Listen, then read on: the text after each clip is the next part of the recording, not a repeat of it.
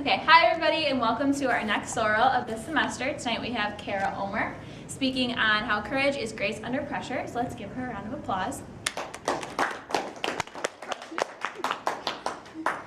Thanks, Lauren. I just wanted to thank everyone for coming and for all of Active Minds and for Lauren mostly for putting on all these SOROs. She does a wonderful job. So my name is Kara Omark. I'm a junior at Carthage, majoring in criminal justice. I have anxiety, clinical depression, and celiac disease. My quote that kind of sums me up is by Ernest Hemingway. He's one of my favorite authors, and the quote is, "Courage is nothing more than grace under pressure." So when I would start going to school, I would have meltdowns.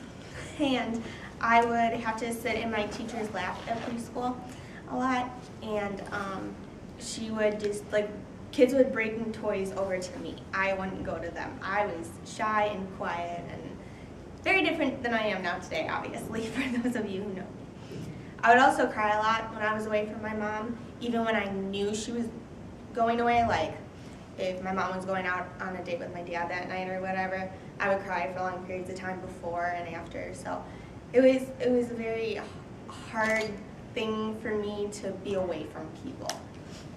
I moved to Illinois when I was 5, and that's when we started noticing my anxiety some more. Anxiety, as a definition, is a state of apprehension and psychic tension occurring in some forms of mental disorder. So in my situation, I would hide in the closet when I didn't want to go to school. I would cry when I couldn't find my friends at recess. Basically, I was very emotional. And my sister could attest to that. I've always been very emotional, but being away from people for long periods of time is not good for me, and especially being around people that I didn't know, I was uncomfortable with. There was one time where I would go, every day at school I would cry, and my teacher said she would let me call my mom. The first day I went the whole day without crying, and that was like halfway through the school year, but I finally got there, so that was good. In 2nd grade, my doctors noticed something was kind of wrong. My body was developing differently. It was kind of developing backwards, so they started running some tests, and they couldn't really find anything, so they said they would want more tests later. And I know that was very anxiety-provoking with me, but I was just like, you know what, whatever, it's cool, let's just go with it, kind of grace under pressure thing, like, let's just deal with it. University. 9/11 was a day that obviously changed everyone's lives, but for me, it really put into perspective what I wanted to do. That's when my field narrowed to criminal justice and doing something in law enforcement. I wanted to do something to help other people as well as help my country, and it wasn't a scary day for me. Whereas a lot of people, it was really emotional and tragic, which it obviously was. I wasn't scared that day. I was sure what I wanted to do with the rest of my life. So 2 years later, when I was in 6th grade, is when I had my first panic attack. I was in Washington, D.C., and I equate that to just a lot of being scared that something was going to happen, like on November 11th, or September 11th. And I was in total, I can't even explain. I was so scared. And that's not even a strong enough word. We had all these things we wanted to do, and we were going there to visit some family and see all the sights and stuff. And I was just paralyzed with fear. And I remember thinking, just push through it, you'll be fine, everything will be okay, don't damper this trip for the family, whatever. My first panic attack happened in the hotel room, and a panic attack is defined as an intense attack of anxiety characterized by feelings of impending doom. So that's basically what it was, impending doom. I was scared I was going to die, I was shaking, I was dizzy, I couldn't breathe normally, and it was like I was seizing, except I was awake. it was just very weird. And those happened a number of times on that trip and further throughout as I got older. And I remember we went to this bar and we took a picture as a family, kind of like as a sightseeing thing. And I remember thinking, I hope I'm smiling really pretty in this picture because I'm scared out of my mind. And that was just kind of one of my greatest under pressure moments. You just smile and hope that it looks okay to everybody else and you get through it. I never told anyone that because that picture ended up being on our fridge a number of years later to, remember and look back on it. I didn't ever want to tell the story of, oh, this picture was a really fun time. No, this picture was actually one of the scariest moments in my life. So, grace under pressure. Later that winter, I had to go to Children's Memorial Hospital in downtown Chicago to run more tests. They still cannot figure out what was wrong with me. They did IVs, blood tests, urine tests, x-rays. They did a slew of things, and they just couldn't figure out what was wrong. Not only were the results not coming through, but it was taking a very, very long time to get the results. So, as obviously understandable, my anxiety was just through the roof at this point. I was frustrated, I was annoyed, and I couldn't understand, what's wrong with me? Why can't anybody figure it out? All this stuff. So that's when I started seeing my psychologist, Terry, and she's a wonderful lady, and I strongly suggest that anybody who has any, I don't want to claim it as problems, but anything they need to talk out, anything that, for anxiety, for depression, for anything. And Terry is one of those people that has helped me through every single step in my anxiety and depression process. In 7th grade, I was getting more anxiety issues. I was shaking a lot, and I was not sleeping well. Still more tests, couldn't find anything. I was getting sicker more often. In 8th grade, I was getting sicker longer. So now I was getting sicker over lots of periods of time, and the length of time that I was getting sick was longer. Of course, the tests were showing nothing. Throughout high school, it got much worse. Freshman year, I was more worried about being a freshman than anyone else, Freshman year can always be interesting or fun, but I had a lot of anxiety that year. I was going through a lot of medicines to see what was helping balance my anxiety, what was making it worse, what wasn't, and I couldn't really find anything that was helping stable my anxiety. Sophomore year, I got really sleepy. I remember I'd wake up, get dressed, go back to bed, go to school, go back to bed, eat dinner, do some homework, go back to bed. I was just really, really tired. Junior year, running more tests, and we're still not really finding anything, but I'm getting sicker and sicker. I'm throwing up more, I'm passing out, I'm in a lot of pain, especially in my abdomen.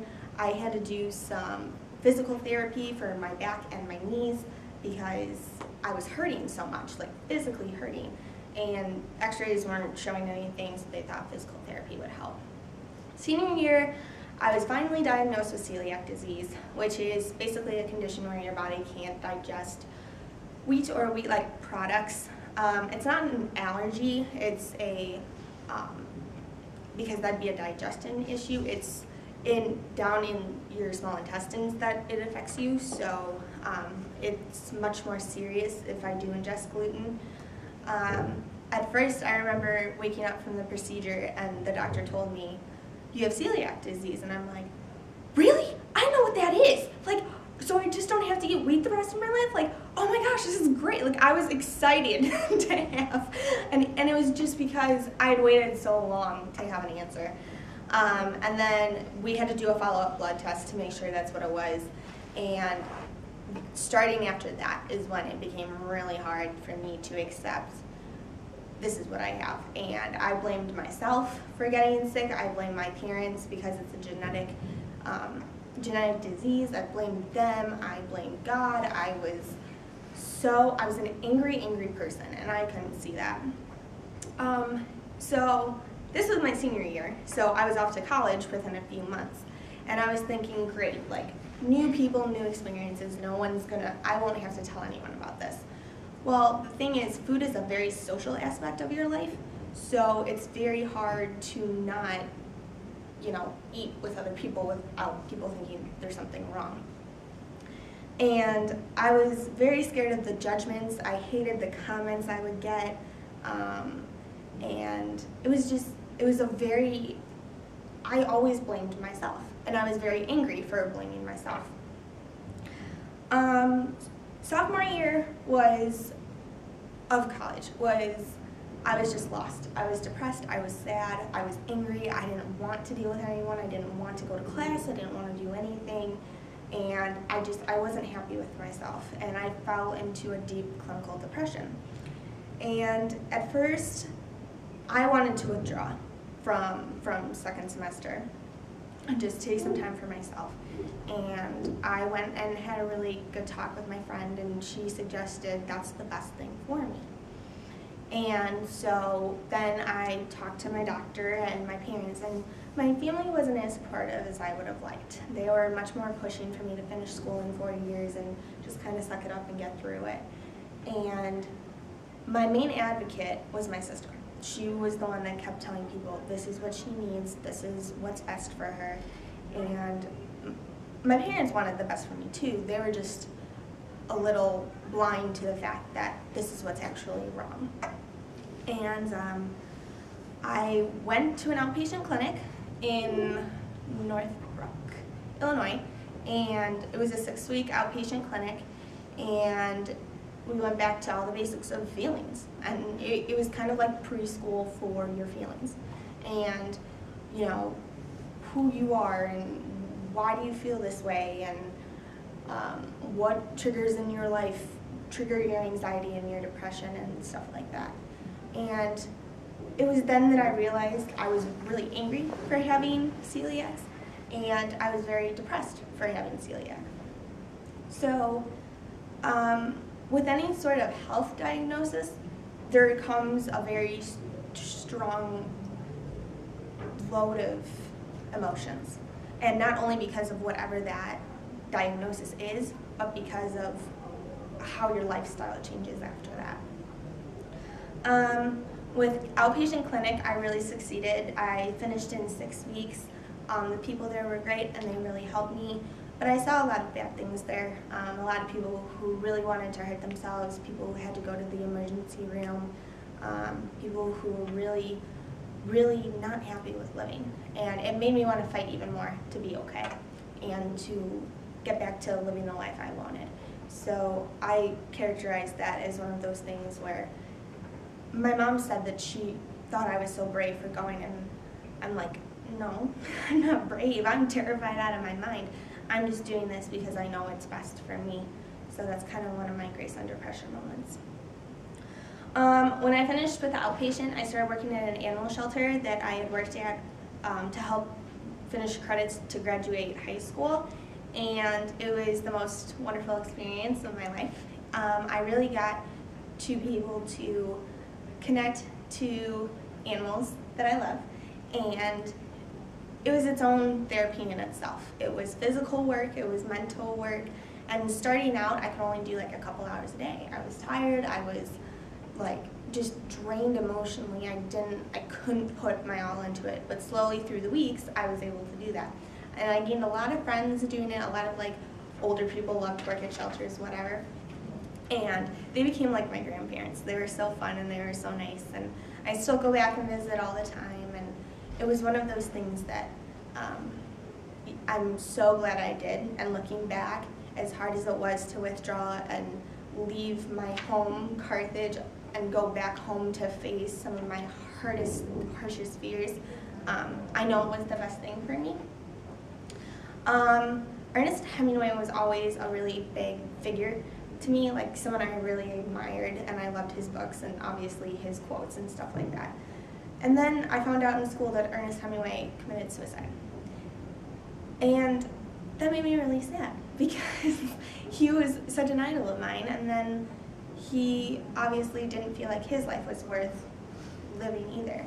And his works, his books, his quotes that I have all over my room are constant reminders that my life doesn't have to be his. I look up to him in a lot of ways for his writing style and his personality and his grace in his writing, but my ending doesn't have to be his. I get to choose my own life and write my own story, as cliche as it sounds, but courage is grace under pressure, no matter what your pressure is.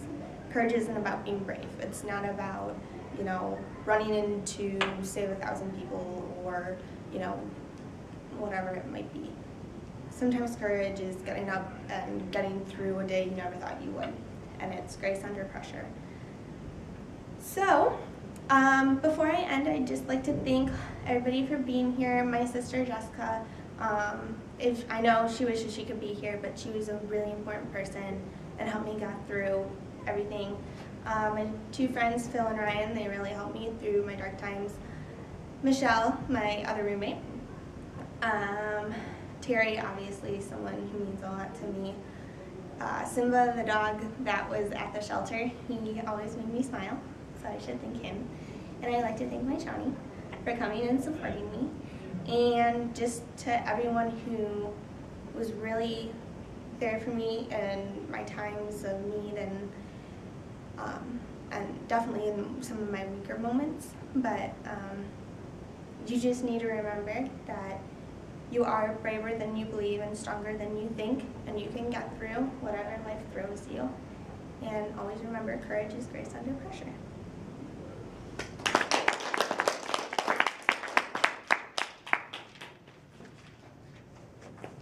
Good job. Does anybody have any questions for Kara while she's here? Okay. All right. Well, then we'll leave her in this general vicinity if anyone has